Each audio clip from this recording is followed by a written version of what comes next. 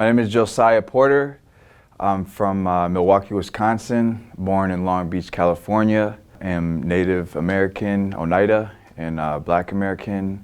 My mom is who's Oneida, and her name is Deborah Porter. Her maiden name is Huff. My grandfather is Roy Huff, and my grandmother is Alice Baird. And I was named after my great-great-great-grandfather, Josiah Paulus, who many people might know on the res as the first doctor in World War I. So I'm definitely honored to carry that name. I'm just honored to be here and to speak and share my story. I'm sure many people can relate to my story. I know it's not, it's unique to me, but it's not a unique story out there. And I had to come to realize that over time. So yeah, like I mentioned, I was raised in Milwaukee, Wisconsin. I have two sisters, older and a younger sister, and then grew up with my mom and my dad. And my parents did a good job of keeping me around the culture. My mom used to work for American Indian Student Services at UWM.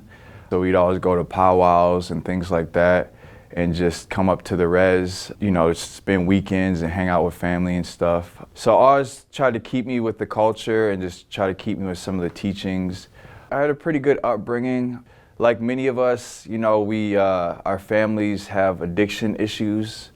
For me, it was on both sides, on my mom and my dad's side. So, you know, basically I was destined to pretty much become an addict along with some of the issues that I had dealt with as a child that kind of fueled that.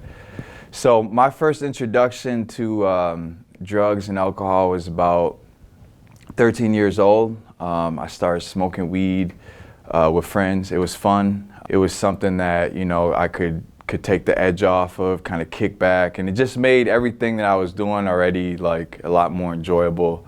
And then alcohol got introduced, and then I just really enjoyed it. And then it was like a social thing for me too. I got to meet people that were doing the same thing, and we kind of bonded through that. So I was doing that for a little while I was in school. Like I said, I was 13, middle school, like 7th grade. And then I was living in the inner city of Milwaukee, and then we moved to Franklin, Wisconsin, which is like the suburbs of Milwaukee.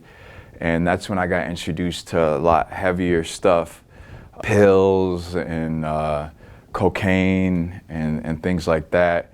And so I was always just a yes man as far as that went. Like people were like, hey, try this. I'm like, yeah, all right, I'll try it. And I liked it. I enjoyed all of it basically. So at this point I was starting to kind of live like a little bit of a double life. Like I was a good student. I would go to school, but I had this side of me that would use drugs and party and things like that. And then I would say around like my senior year is when basically I feel like I crossed the threshold of like addiction where I got physically addicted to painkillers. Because at the time, this was back in 2005, Oxycontin was a heavy drug out there, and it was like a huge epidemic at the time. And so that's kind of what like took over the area I was living in. So I got physically addicted to that, and you know, was basically going through withdrawals and stuff like that while I was in high school, and had to feed that addiction. So after that, I got basically offered to go to Stevens Point University, and I didn't really know what else to do with my life at the time. So I figured, you know, it'd be a good idea to go to college. I didn't really have any direction. I just knew that a lot of people went to college after high school. It seemed like the right thing to do, but my heart wasn't really into it. And so I went up there, stayed in the dorms, and you know, fortunately we have the funding that we get from higher ed that helps pay for that, which very grateful to have that. And I tried to make the most out of that experience. I did pretty good the first semester. But like I said, at this time, I was still had this like addiction on the other hand, and so I could kind of manage it somewhat, but the unmanageability was basically starting to really catch up with me. And I'd say after my freshman year is when it fully caught up with me. I went home for the summer, and then I just went full blown into my addiction. I started selling drugs. You know, things in my life were I had a lot of issues going on because my grandmother Alice had passed away, and that was like devastating to my family. And then my parents got divorced, and so that was also devastating to me. So that's kind of when my mental health issues really started to come up, and I started dealing with depression and anxiety and stuff like that, mixed with, my addiction is just a recipe for disaster. So I just went heavy into the drugs. So I tried to go back to school, and it just didn't work. Within like a month or two, I ended up dropping out and moving back home. So from about that point until I think I was 23, Oxy just became too expensive. So I started to get into heroin. That was a lot cheaper. And I knew a few people that already had unfortunately made that crossover to heroin. So I started doing that. I had my first child, Cameron, around that time, and he was taken out of our custody because his mom was on drugs too. So I never even got to like parent him on my own. Basically, since he was born and from the hospital, he was with another, like a foster family. Foster family had taken him in, and so that was heavy for me because even though my parents had issues, my parents drank and stuff like that when I was younger, they were good parents. My dad was always there for me, and he always was in my life. And so I had a lot of guilt because I wasn't in my son's life like that. One thing I do credit for myself for doing is I always showed up for him though, for our visitations and things like that. I still tried to be there for him even though I was battling my addiction, because once you cross that bridge into heroin, it's basically it's a quick downhill. It goes downhill very quick. And so, and somebody I had met in recovery told me like everything is just a yet. So basically, at one point in time, like people were like, oh, talking about shooting up drugs, and I would be like, I'm not a junkie, I'll never do that stuff, And then eventually I started doing it because you can do a lot more for cheaper, and it hits you harder. So I started doing that, and basically just trying to survive. I was in such like a fragile and low mental state that I had just low self-esteem, depression, anxiety, and life was not good for me. And I knew there were a few times where I knew that the way I was living wasn't what I was destined to do or to be. And I just was letting down my family. They didn't even want me around. My mom, she had always been there for me. And I'd been at a couple different treatments too up until that point, inpatient, outpatient. And she was always there for me, but she was kind of starting to give up.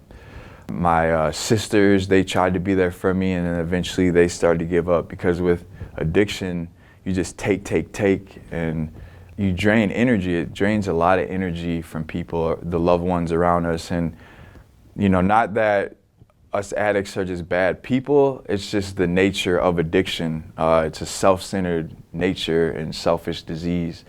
So yeah, towards the end of, I should say the beginning of 2013, and then like the early 2012 is I had 3 overdoses. So from, like the beginning of 2012 to April 2013, I overdosed 3 times on heroin and benzodiazepines like Xanax and Valium, because that was the combination I found to null and void out my feelings and just, totally put me in a state where I could feel like I could function, but didn't have to feel or think about any of the issues that I had dealt with, any of the guilt from not having my son and other things that I was going on. And so I had to get, each time the paramedics got called and Narcan was administered, the first time I think it was like twice. And I remember leaving that. I remember I was on the east side of Milwaukee, and I woke up and I just remember seeing like lights from the ambulance and a crowd of people like just kind of like around, and I was like, what's going on? I had no idea. And then I realized like I overdosed, like all these people are here for me, and it was like, it was scary, and I was crying, and the police were going through my pockets and stuff like that, and it just was such a humiliating and just a devastating feeling to me. But that wasn't enough to get me clean that first time, and I ended up using like the day after I got out of the hospital. So fast forward to early 2013, I had just got out of a treatment center in Milwaukee, UCC, and I went in there. I had 30 days clean, and I wasn't doing anything but just staying clean. And I relapsed while I was in treatment, and became one of those people in treatment that you basically don't want to be around, because I was bringing all these other people down. So I left and just linked up with a couple people and was using real heavy, and then I relapsed again, or I OD'd again in a Walgreens bathroom, and paramedics got called, went to the hospital, same thing. And then the last time I OD'd was in April, and I was at my mom's house, and she found me. She came in the bedroom and found me, and I woke up, and I'll never forget it. I just remember seeing my mom sitting on the couch, just crying, talking to the paramedics, and they're asking me questions like, do you know what day it is? And I think it was like April 21st or something like that, and asking me my birth date and all these other things. And then I couldn't move my legs for some reason, so they had to carry me out on a stretcher. These and I was 25 at the time, so I was, a grown man, and they were grown men, and it was just humiliating having them carry me out on the stretcher, and to this ambulance, and then taking me to the hospital, and then just going through that experience. So once again, it wasn't enough to get me clean right away, but it weighed heavy on my mind. So fast forward to May 21st, 2013, or May 20th, 2013, basically the Creator, in my opinion, was like a divine intervention, and I was on my way to work. I was still using, but I wasn't using heroin, and I was on my way to work. I was doing some roofing with my cousin, and I got pulled over because I was driving my girlfriend's car. Her registration was like expired, and then I didn't have a license. And then I had a warrant that popped up from way back when I was in school at Stevens Point, underage drinking ticket. So I went to jail for 2 weeks. And I guess prior to that point, I had went into behavioral health, and I got a counselor. His name was Pat Pichette. He actually passed away some years ago, a motorcycle accident, unfortunately. But he was my counselor, and so I started doing outpatient groups, but we knew that it basically wasn't enough because I still was using. And so he wanted me to go to inpatient treatment at Keystone, and they also wanted me to get on, I wanted to get on Suboxone, but he was kind of apprehensive. I had other experience with Suboxone, and it really didn't work out for me, but at that time, honestly, I was still kind of drug seeking, but I knew it would help me out a little bit. It helped me stay off the heroin, but I knew that it would still keep me kind of high, so I didn't have to, deal with full sobriety, basically. So it was for me, it was like a cop-out. So I went to jail for 2 weeks, and while I was in there, I just was thinking about a lot of things, and I knew that it was time to really to get clean and to take it serious, because I felt like it was my last shot with all those overdoses. I didn't mention that the last two actually were in the same month. So at the beginning of the month and at the end of the month of April. So I was basically 1 foot in, 1 foot out. I was gonna die. While I was in there though, I still had the appointment to meet up with the doctor for the Suboxone. And when I got out, I kind of was like, I could still get on Suboxone, and kind of lying to myself a little bit. And my counselor, Pat, he did such a great thing, and he canceled that appointment because he was like, look, you don't need it, man. You've been clean for 2 weeks. You're good. You don't need it, and just get you an inpatient. Well, he actually still wanted me to go to Keystone, but I started going to AA meetings at the 218 Club, and start hitting him up every day, sometimes twice a day. And then I went in to see him, and he was like, okay. And I told him And my mom wanted me to go to Keystone too. They were scared for me. And I said, you know what, I'm not gonna go. I have a sponsor, I'm going to meetings, and I feel like I got a good handle on it myself. And so basically I was, in a way, like gambling on myself, but I knew that something had changed in me. You know, I credit it to the Creator, but I credit it to 12-step meetings, you know, and I know that a lot of Native people feel like that's not our ways and things like that, but the Creator works in such divine ways that we don't even understand, and uses different tools and peoples and opportunities to help us. And so I've learned that if we just stay open to whatever positive, I should say, that comes along, then, you know, it can really change us. So the Creator used that, and I saw Native people at the 12-step meetings too. Like, there's a few, you know, that I bumped into. A guy named Marty, you know, he's been around for a long time, and Lou, just a few people that I knew. And so I just hitting meetings, you know, and I started working the 12 steps, still going to inpatient 3 times a week at behavioral health, doing my groups, graduated that, went to aftercare.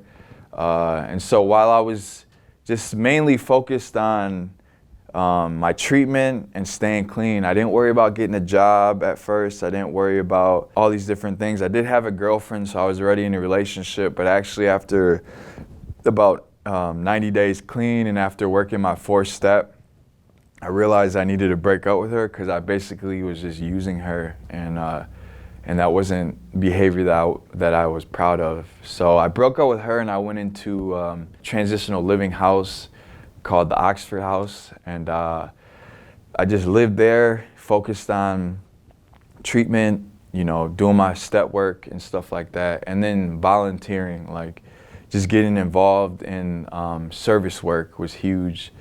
And so this whole time too, I had wanted to get more into my Native roots, like more into the ceremony side. I wanted to get my Native name and things like that, but I didn't fully go into it. I felt like I wasn't ready yet. I felt like I needed to do more healing. So I stayed in that treatment or the transitional living place for about 2.5 years. And I did get a job eventually because I needed to work, but I took it easy, you know, and I learned that, first of all, I wasn't going to be perfect and that I didn't need to be perfect, but I needed to fully buy into this new way of life and do the best that I could to change myself, and that the Creator would do the rest and the changes would come. So I wasn't like I made mistakes, but I stayed clean, and that was my focus, and I surrounded myself around people that had the same focus as me.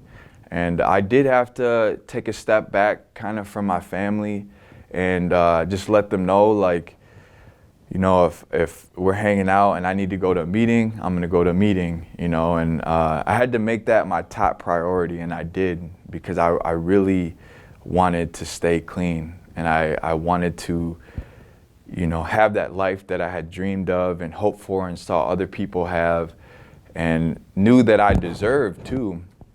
And I have my son, you know, and that was always a huge part of my inspiration. It wasn't the only reason why I did it, but it was a big inspiration for me to keep moving forward. So I kept doing that, and you know, just kind of created boundaries with my family. And then, like, I learned that through working these steps, you basically, if you connect with your spirit and you're in a good mental place, you don't have to hide from drugs and alcohol. I don't put myself in those situations, but there are people that do them.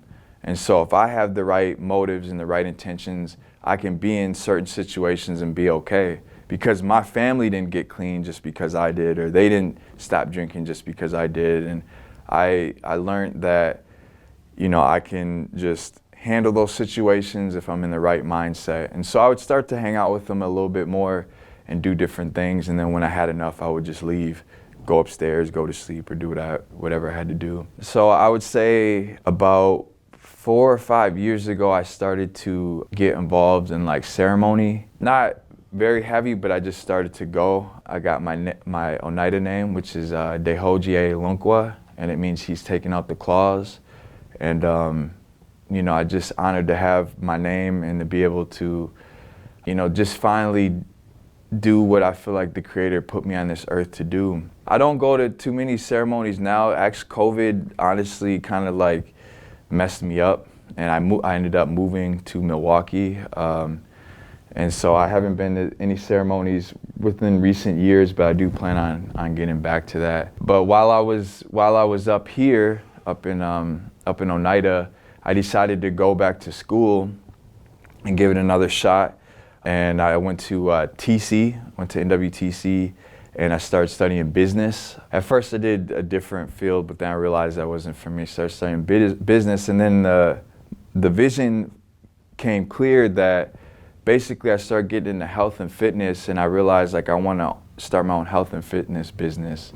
So I finished my my associate's degree at TC. It took me about 4 years to do, which is, it's okay. I mean, I had to work, and I had at the time I had a second child, so I had my daughter Dorothy. So I had to be a dad, work, and then go to school, and then still keep up with the recovery stuff too. And it took me 4 years, and I did that. And then I launched my business. And then I realized after that basically I needed more schooling. So when I moved to Milwaukee, I went to enrolled at UWM, which that's where I'm at now. And I'm working on my kinesiology degree.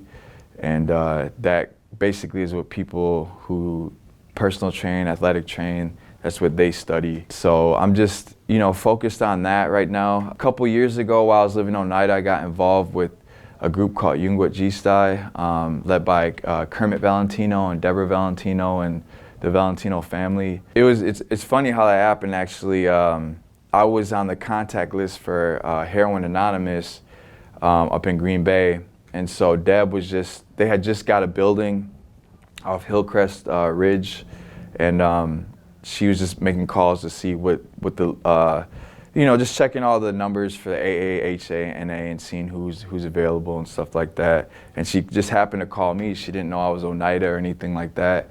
And then we connected, and I was like, I'd love to start a meeting up there. So we connected. I went up there. I started a meeting, a HA meeting, and I just really, we just bonded because we all had the same desire to help our Native people, to help all people, but the main focus was going to target Native people. And we did some great things. We had some cool events. Maybe some of you went to some of the fundraisers. Did some really cool things for the kids. We did some spades tournaments, some cribbage tournaments, things like that. And Kermit had actually started, he was having like a fire it might have been once or twice a week, but he would kind of have a fire because the fire is very healing for us, and people would just kind of sit around and talk. And then I had my HA meeting, and that was indoors because it was cold out. And basically we had decided to just fuse both together. And so then that's when the Friday night, I think it's 6:30 meeting that still goes on to this day, got started. And we had like a small turnout, but then a few people start coming around, start showing up, and the meeting's still going strong years later, and Kermit has passed on, and and I moved to Milwaukee, which is bittersweet as far as that meeting, because I wanted to still be a part of it. But it's still going strong. And then eventually I had to leave Josiah with COVID and everything. Kind of hindered some of the momentum we had, but they're finally building it back up. But I had to just focus on my schooling and being a parent. So at this point in my life, I did a lot of service work, and I did a lot of stuff for other newcomers and recovering addicts and myself. But now I'm focused on that, but my career and being a father and setting myself up to help other people, like all people, not just addicts solely, but kids, adults, elders, all types of people. So my goal is to get all my schooling done, get my business up and going, and then help people here on the reservation with healthy eating and exercising and things like that. and maybe do some programming and stuff. But I'm just focused on that. So I still attend meetings. I still, stay in contact with people that, live a clean lifestyle. But I also talk to just regular people too. I talk to my family. I'm a, important member of my family now. And my little sister is unfortunately going through the same thing I went through. I have to watch her go through that. A lot of the same things I went through. But now I have my experience and my years clean to help her and assist her with my family. So it's kind of crazy how like my life has completely flipped, and now I can be a resource to my little sister. So yeah, I had mentioned before, I've been clean since May 21st, 2013. Haven't relapsed, haven't had a drink, haven't smoked any weed. I actually quit cigarettes like 2 months after I got clean, thanks to Scott up at Oneida Behavioral Health, who he was pushing all this, he's like, oh, we got all this nicotine free, we got all this stuff to help smoking, to quit smoking, AIDS and all this stuff. And I was like, all right, I'll give it a shot. And I actually stuck with it. I didn't think I would, but I did. I think the biggest message that I wanted to get across to people is that for me, I had to heal my trauma, I had to heal my issues, I had to work on my mind first, and I had to put that first and foremost and get the help, whatever help. I saw counselors at behavioral health years into being in recovery because I still needed more help, Doing that and just being kind to myself, being easy on myself, not being too hard on myself, and just helping other people is probably the biggest things that have kept me clean to this day. And I do not struggle with addiction. Well, I should say I don't struggle with thoughts of using or anything like that, because honestly, if I did, I probably would use. Just a lot of prayer, meditation, working on myself, and the Creator has uplifted those thoughts for me. And I'm not the only one. I've heard many other people that just have not struggled with that. And then it's okay if you do, but I found that if I work the steps and do my what I consider my end of the bargain, then those thoughts just haven't come up on me. Now, there's other things that I've dealt with and learned that I have issues with, but as far as using drugs and alcohol, don't have issue with that. And I'm grateful for that because, like I said, I think if I did, I probably would use. That's how much of a addict I was and how hardcore I used to be. Life is good, and I'm grateful to my ancestors, and I'm grateful to people in the tribe, and my family and my friends for being there for me and for giving me the opportunity to. And the help that I needed to get my life back on track, because I didn't do it alone.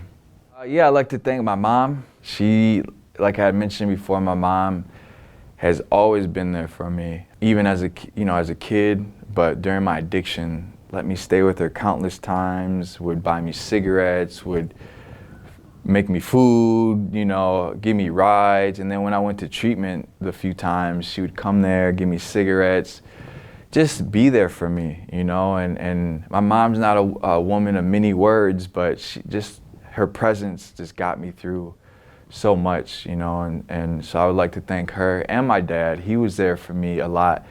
I think it was a lot tougher. He wanted to love me from afar, but both my parents I have to thank all my family, my kids. I have 3 kids now. Cameron, Dorothy, and then the youngest, Woye Dojide, because without them, I'd have such a huge void in my life. They're a reason why I just keep doing what I'm doing, and I love their company. My friends, Eric, Deb, Valentino, Kermit Valentino, Francine, Cassandra, Terry, Skinador, Stephanie. There's so many people.